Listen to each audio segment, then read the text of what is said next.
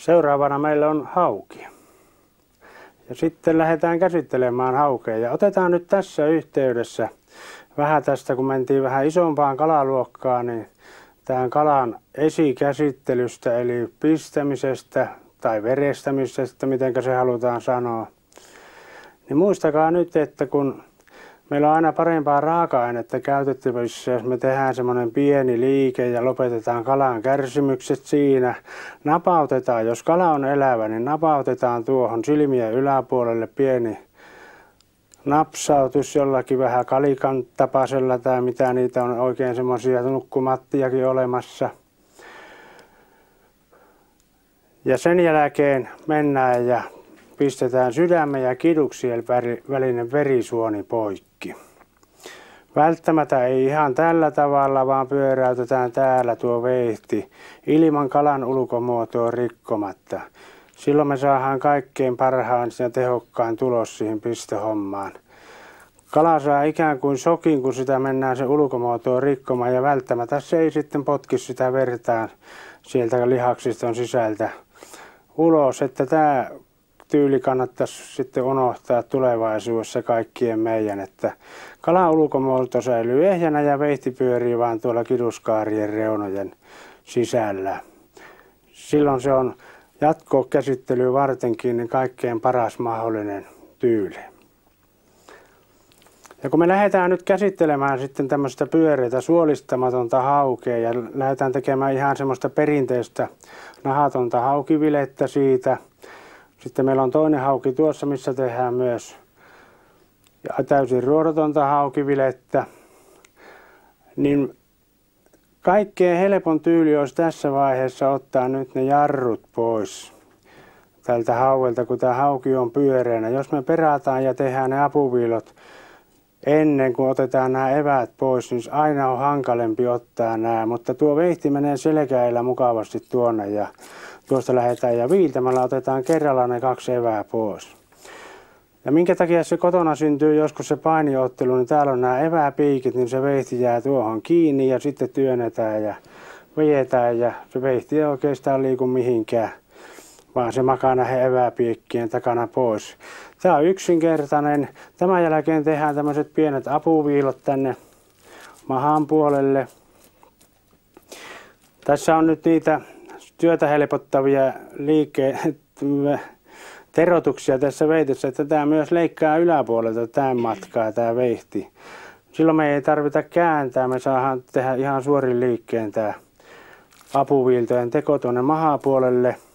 Ja niin kuin sanoin, niin kalaa ei tarvitse suolistaa, kun otetaan vilettä irti. Tuosta lähdetään menemään ja nostetaan nytkin taas tuolla toisella puolella ja koitetaan saada se veihti sinne selkärangan päälle sitten. Ja viiltämällä otetaan se ensimmäinen vile siitä irti. Ja suolet säilyy, kun otetaan oikeinpäin tämä vile irti, että meidän maha ja kalan selkä on vastakkain, ne säilyy täysin ehjänä. Ne ei koskaan rikkoonut siellä. Sitten otetaan tämä toinen vile irti. Ja taas kun me käännetään tuo veihti oikeaan asentoon, niin suolet jää ikään kuin tänne veiten alle. Ja ne pysyy myös ehjänä siellä. Ja koitetaan nuo eväät saada jäämään sitten aina tuonne selkäruotoon, niin me ei tarvita höylätä tuota veihteen sitten tuota lautaa kohti. Ja tässä on sitten nämä roippeet ja selkäruotonkin jää erittäin vähän tuota lihapuolta. Pistetään tuonne ja siistitään aina välillä tätä pöytää, niin meillä on paljon mukavampi työskennellä sitten tuon puhtaan kalan kanssa. Kylkiruoteja kun lähdetään poistamaan, niin nämä on erittäin yksinkertaiset. Ja hauen mätiäkin voi vielä käyttää hyväksi, kun muistatte vaan, että keitätte sen. Hauen mäti aina sisältää niitä lapamaton toukkia, niin kannattaa aina kypsentää ennen käyttämistä. Ja saa erittäin hyvää herkkuakin siitä vielä, kun keittää, pistää raakaa sipulia ja kermaviilin joukkoon. Levite on valmis silloin. Kylkiruoteen poisto lähtee tästä. Tullaan viiltämällä tuonne kylkiruoteen alle. Ja näin yksinkertaisesti ne lähtee sitten nätisti ruodot irti. Toinen lähtee samalla tavalla. Veihtä kuljetellaan tuolla kylkiruoteen alla.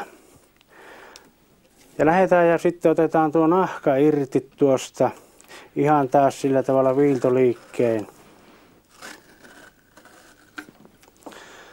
Ja homma on sitten tässä tämän näköinen ja nahka on täysin lihaton.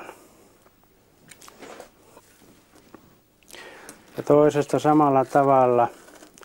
Ja kun me nyt teemme sitten perinteisellä tavalla tätä haukivilettä, eli jos tehdään niitä paistinpaloja, niin muistakaapa tämä yksi tyyli.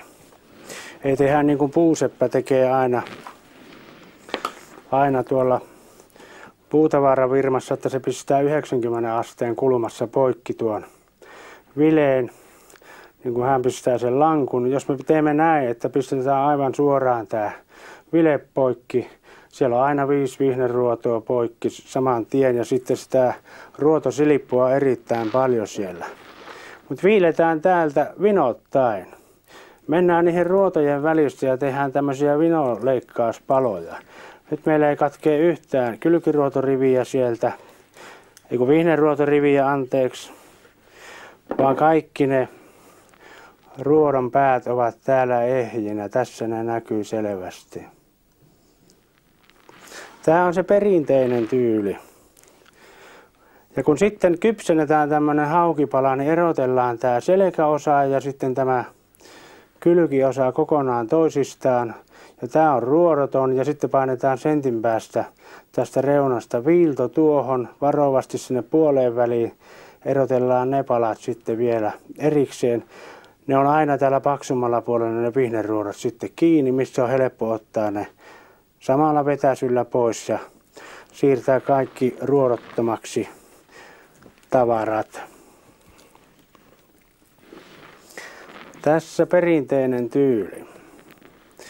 Otetaan tuosta toisesta sitten aivan ruodotonta haukivilettä ja se on erittäin yksinkertainen homma, kun vaan tietää missä sitä vehteä kuljettelee. Mennään tuosta ja lähdetään taas ihan samalla tavalla liikkeelle kuin tuossa äskeisessäkin hauvessa. Ja tämä kun vaan muistatte, että tämä selkäranka se on niin kuin junan kisko, että siellä kun se veihti on, niin siinä on ilo työnnellä sitä eteenpäin. Se viiltää hyvin ja lihat jääpy sitten tänne vileeseen niin kuin vileonin tarkoitus onkin.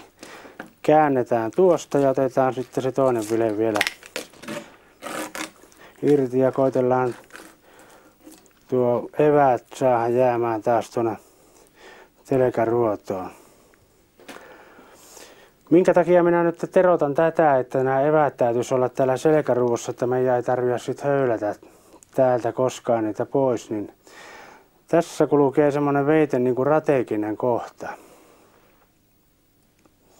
Tällä alueella. Nyt jos me tämmöiseen muovilautaankin hinkataan muutaman kerran tätä veihteä, niin tämä on muutaman 10 kerran veon jälkeen niin tylsä. Ja sitten meillä ei toimikaan enää se veihti tässä kylkiruotojen otossa. Sillä tavalla niin kuin se toimii nyt, kun se veihti on sitten terävä. Eli se nousee heti tuosta kalvon alta mukavasti ylös, kun se leikkaa tuon kalvon rikki. Ja näin me sitten on erittäin mukava työskennellä tällä veitellä vähän pitempäänkin. Tätä välttäkää, tätä hankaamista tuohon lautaan vasten. Voi sanoa ihan suoraan, että tämmöinen muovilauta on veiten surma numero 1. Sen takia tässä koitellaan vähän katsella semmoisia työliikkeitä, että millä me vältyttäisiin tuon veiten hankaamiselta tuossa lauvalla. Esimerkiksi tuo evien otto tästä mahapuolelta, niin saadaan näin paljon joustavammin sitten irti. Ja koskee myös kaikkia muitakin kalalajeja. Näin yksinkertaisesti me saamme taas kauniit bileet tuohon jatkokäsittelyyn varten. Ja nyt kun me lähdetään ottamaan sitten tuota täysin ruodottomaksi, niin huomatkaapa nytten, hyvät ihmiset. Tässä on yksi ja ainoa tapa vaan, millä tämä saadaan täysin ruodottomaksi ja muutamalla veiten liikkeellä. Kaikki ne vihneruodon päät on tähän selkälihan puolelle sentin päästä tästä keskisaumasta. ruotorivi kulkee. Siinä on valkoisena täplinä merkattuna ruodon päät. Se ensimmäinen viilto tehdään sillä tavalla, että se kulkee sen ruotorivin ulkopuolelta, täältä selän puolelta. Ja vielä siinä syvyydessä, että se ei pistä niitä ruotokantoja poikki, vaan se ikään kuin naputtaa niihin ruotokantojen päällä tuo veitsi. Ja naputus loppuu tuossa kohti. Ja sitten vähän sormella vielä levitetään tuota rakoa ja lähdetään ottamaan sitä täysin ruodotonta ensimmäistä vileosaa irti. Missä tuo veitsi naputti äsken niihin ruotokantojen päällä, niin tästä saadaan nyt sitten täysin ensimmäinen ruodoton haukivileosa irti. Se tulee tästä. Toinenhan tulee tätä saumaa pitkin. Ja se on tässä. Ja tämä kolmas saadaan täältä alapuolelta.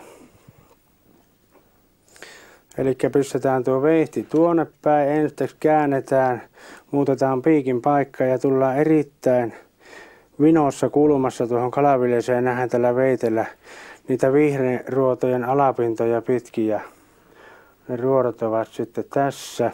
Ja täällä meillä on sitten täysin ruodotonta haukivilettä vielä kolmas osa siitä. Katsotaanpas tässä vielä toisella vileellä se sama homma. Tämä ensimmäinen viilto on se kaikkein tärkein viilto, että jos tämä menee väärältä puolelta tämä ruotorivi, niin homma on siinä vaiheessa täysin susi jo. Ja sitten jos ne menee nuo ruotokannat poikki, nyt tässä näkee hyvin miten tämä naputtaa niihin. Ja jos ei ole tämmöistä yläpuolista terotusta siellä kotiveitissäkin, niin nostaa pystynpään, niin se tunnistaa ihan samalla tavalla se ruodon kannan sieltä lihan sisästä. Ja tuosta lähdetään taas ja viiletään niihin ruotokantojen päältä tuo ensimmäinen ulkovileen osa tästä hauvesta irti. Otetaan se tuohon ja pistetään tuosta toinen täysin ruodoton haukivileen osa. Ja kolmas lähtee täältä alapuolelta ja yläpuolelle sitten jääpi tuo täysin ruodollinen osa, eli niin sanottu anopin ruoto. Ja täällä meillä on sitten, jos nämä palapelit kasattaisiin nyt yhteen tähän, niin me saataisiin hommasta tämän mallin, että tuolta välistä on sitten otettu ne vihneruodot pois. Näin helppoa voisi olla hauen käsittely kaikilla meillä.